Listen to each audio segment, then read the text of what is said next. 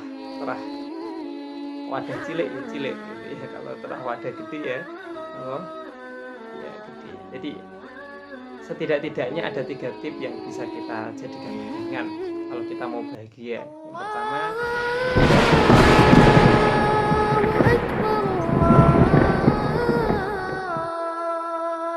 Bismillahirrahmanirrahim. Assalamualaikum warahmatullahi wabarakatuh. Sahabat-sahabat sekalian yang saya hormati, di sini saya akan menyampaikan sedikit hal tentang bagaimana sih supaya dalam hidup kita itu tetap bahagia. Jadi untuk teman-teman yang galau, remaja-remaja yang galau, terlebih remaja-remaja muslim, kemudian remaja yang belum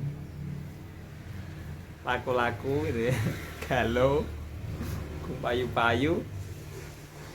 Saya teringat pentinganipun Syekh An-Nawawi Al-Bantani dalam satu redaksi, kalau kurang lebihnya seperti ini. As'adun nasi man kana lahu qalbun bi annallaha ma'ahu fi kulli maudiin fi kulli fi ayyi mauduin kana. Di orang yang paling bahagia, disampaikan oleh beliau dalam satu redaksinya, orang yang paling bahagia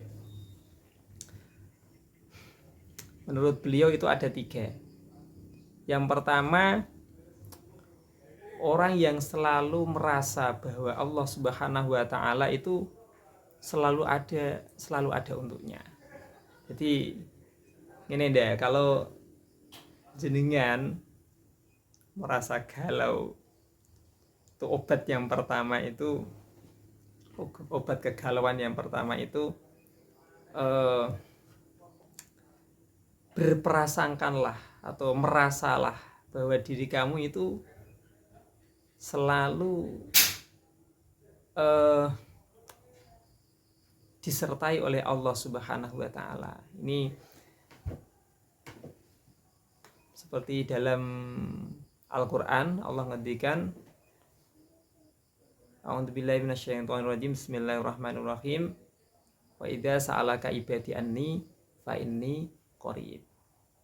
Wahai Muhammad, apabila ada dari salah satu hambaku bertanya tentangku, bertanya kepadamu tentangku, maka jawablah napa sungguhnya Allah maha dekat. Ini biyen zaman Rasulullah pun sahabat sudah bertanya, ya Rasulullah, apakah Allah itu dekat sehingga saya cukup berbisik, ataukah Allah itu justru jauh sehingga saya butuh berteriak-teriak? Sehingga dijelaskan melalui ayat tersebut. Jadi kalau kita merasa Allah itu selalu ada dan hadir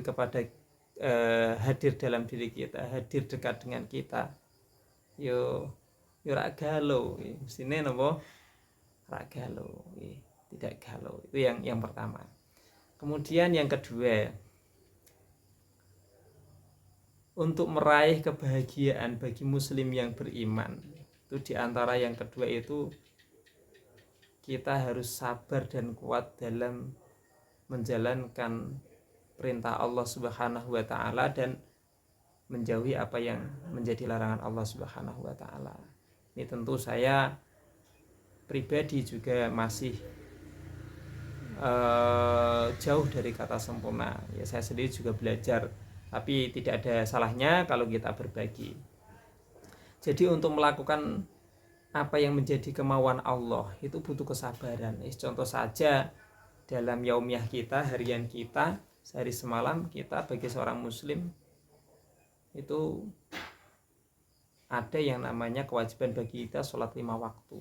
Sholat itu kelihatannya enteng, tapi ya berat, ya kelihatannya enteng tapi berat.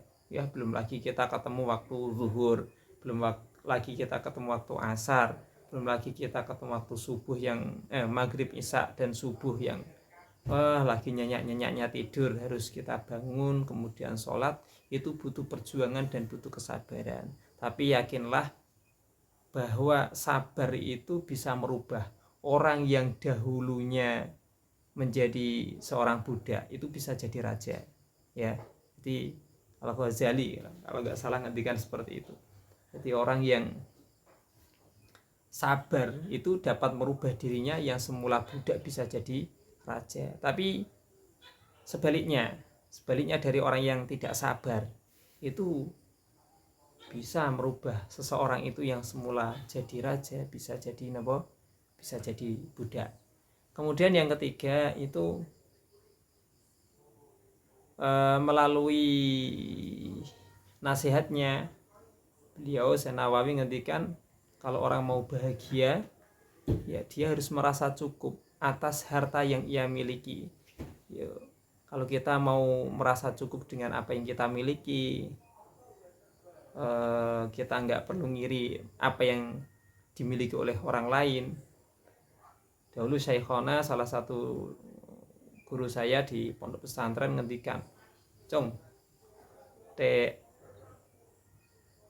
seneng-senenge wong, enak-enake wong ku wong sing ngitung hartane dhewe." Jadi menghitung harta yang ia miliki. Itu orang yang paling enak itu orang yang menghitung apa yang ia miliki, ya.